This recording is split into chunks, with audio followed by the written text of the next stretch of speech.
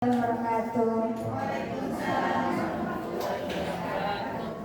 Halo adik-adik.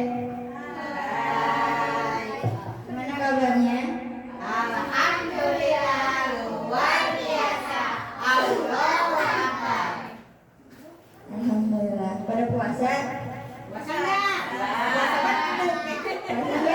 Apa ada yang nggak puasa? Ada nggak yang nggak puasa? Kok puasa semua ya? Puasa semua ya, sampai sore ya. Alhamdulillah. Oke, alhamdulillahirobbilalamin wa bihi nasta'in ala umuri dunya waddin. Wassalatu wassalamu ala asyrofil anbiya'i wal mursalin wa ala alihi wa sahbihi ajma'in, amma ba'd. Segala puji bagi Allah yang telah memberikan kita beribu-ribu macam nikmat, di antaranya nikmat iman, nikmat Islam, serta nikmat sehat walafiat, sehingga kita dapat bertatap muka dan beradu pandang di tempat ini yang insya Allah akan dimuliakan oleh Allah Subhanahu wa Ta'ala. Amin amin ya rabbal alamin. Salawat bertangkaikan salam tak lupa kita curahkan kepada Habibana wa Nabiyana wa Syafi'ina wa Karimina wa Zulina wa Maulana Muhammadin Sallallahu alaihi wasallam.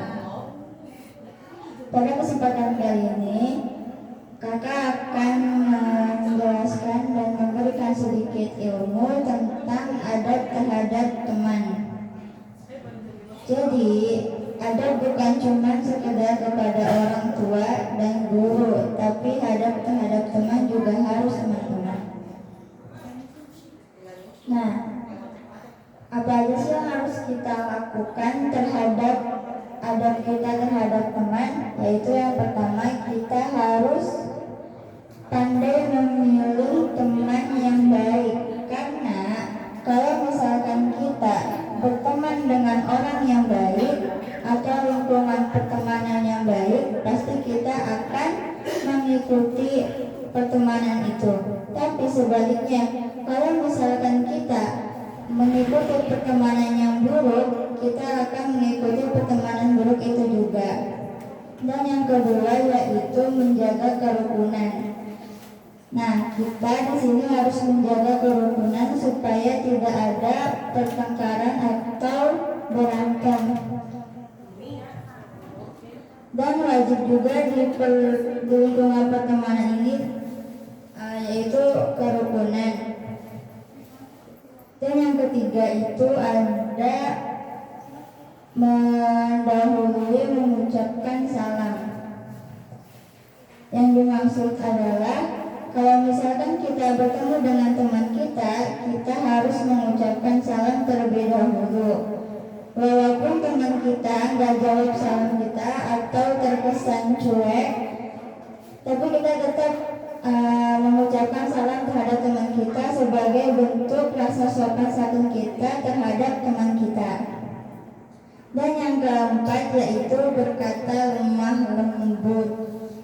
Rasulullah juga memiliki sikap lemah lembut tersebut bersama sahabat-sahabatnya. Jadi kalau misalkan adik-adik semua ditanya oleh seseorang, tapi seseorang ini jawabnya dengan nada marah-marah atau ngegas, kita sebaliknya nggak boleh menjawab dengan ngegas pula, tapi harus berkata lembah lembut juga, oke? Terus yang kelima yaitu menutupi aib teman. Kita nggak boleh, itu juga teman itu kan juga manusia, jadi juga mempunyai kekurangan. Ada yang mengatakan dan ada yang juga yang mengatakan takir mandu nakal maziyah, yaitu janganlah kamu menganggap seseorang rendah daripada dirimu, karena segala sesuatu itu mempunyai kelebihannya. Dan yang terakhir ada kita tidak boleh terlalu melebihi mencintai teman kita, karena walaupun Rasulullah SAW mempunyai sahabat yang sangat dekat, yang sangat dipercaya, tapi beliau tetap mengajarkan kita tidak berlebihan dalam mencintai seseorang. Karena dari Abu Hurairah radhiyallahu anhu berkata bahwasanya cintailah seseorang dengan sekadarnya, karena bisa jadi orang yang kamu cintai sekarang nanti kedepannya bakal menjadi orang yang kamu benci. Dan sebaliknya, kalau misalkan kalian benci terhadap seseorang, maka bencilah sekadarnya aja. Takut kalau misalkan nanti sekarang kita benci, takutnya di kemudian hari kita akan mencintai orang tersebut. Dan ada juga makhluk yang mengatakan sebaik-baiknya manusia itu adalah akhlaknya, dan sebaik-baiknya manusia itu berguna bagi manusia. Dan kesimpulannya di sini, kita harus pandai-pandai untuk memilih teman yang baik agar kita tidak terjerumus kepada lingkungan yang menyesatkan kita.